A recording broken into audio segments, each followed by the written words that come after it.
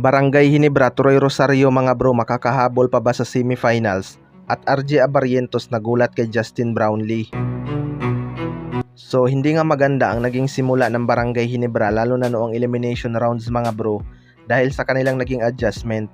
Hindi nga masyadong ramdam ng Barangay Hinebra ang pagkawala ni Isaac Go mga bro dahil saktong dumating din si Jody Vance noong quarterfinals. Mas gumanda nga ang naging performance ng Barangay Hinebra noong nawala si Isaac Go dahil mas bumilis nga ang facing ng kanilang laro. Hindi nga daw makapaniwala si RJ Abarrientos sa naging game winner ni Justin Brownlee noong game 2 mga bro dahil na-witness niya nga ang game winner nito sa Barangay Hinebra noong 2016 at naulit na naman ngayong taon kung saan naging kakampi niya pa ito. Swerte talaga itong si RJ Abarrientos mga bro na naging kakampi niya si Justin Brownlee dahil bibigyan talaga sila ng kumpiyansa nito. Hindi lang si RJ Abarrientos kundi lahat ng kanyang mga teammate. Alam naman natin na playmaker itong si Justin Brownlee at saka lang talaga nagti-take over kapag walang makuhang punto sa kanyang mga teammate. Kita naman natin sa game 3 na balance lang ang kanilang scoring at 5 nga sa locals ng Barangay Hinebra ang nagtala ng 16 points pataas. Total team effort talaga ang ginawa ng Barangay Hinebra mga bro upang masweep nila ang Meralco Bolts. Kahit hindi ganun kabigat ang kanilang lineup, kapag nandyan si Justin Brownlee gaganda talaga ang performance. Sa kabilang banda naman mga bro, Barangay Hinebra, Troy Rosario makakahabol pa kaya? Ito ngang si Troy Rosario ang isa sa mga hinihintay ng lahat makapagdesisyon mga bro. Magiging free agent na nga ito pero hindi pa talaga malinaw kung unrestricted free agent na ba siya.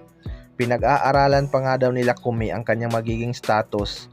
Pero maraming ang umaasa mga bro na Barangay Hinebra ang kukuha sa serbisyo ni Troy Rosario.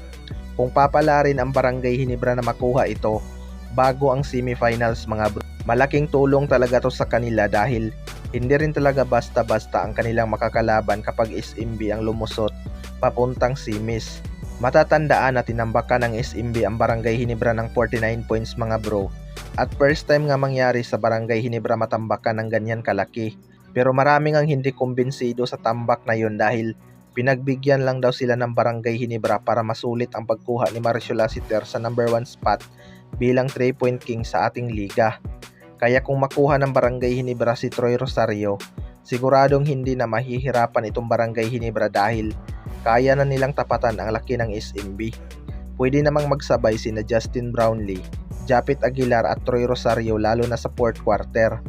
Versatile player nga itong si Troy Rosario mga bro at kayang maglaro ng multiple position.